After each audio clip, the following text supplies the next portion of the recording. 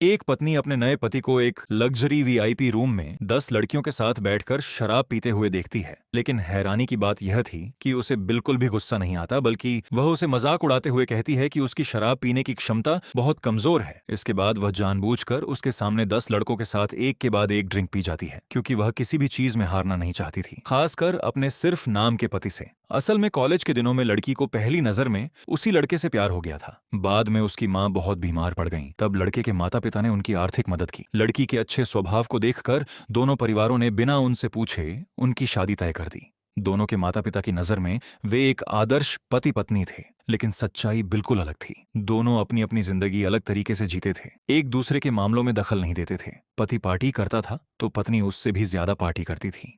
पति अगर दूसरी लड़कियों से फ्लर्ट करता था तो पत्नी उससे भी ज्यादा लड़कों के साथ खुलकर घुलती मिलती थी। पति के दोस्तों ने उसे कई बार समझाया कि ऐसी पत्नी आगे चलकर मुसीबत बन सकती है, लेकिन उसे उसकी यही बेबाक और अलग अंदाज वाली आदत पसंद थी। अगले दिन दोनों परिवार के बड़े बुजुर्गों से मिलने उनके घर पहुंचे। जैसे ही दोनों आमने सामने आए, उनकी नोकझोंक फिर शुरू हो गई।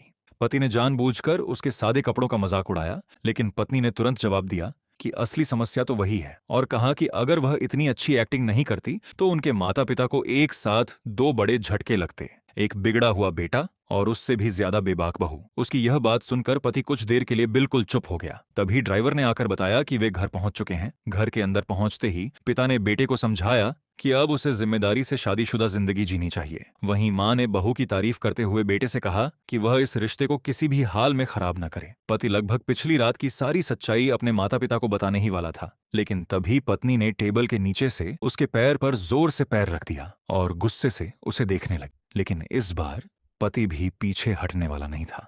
वह सोच चुका था कि आज अपने माता पिता के सामने अपनी आदर्श बहू का असली चेहरा जरूर दिखाकर रहेगा।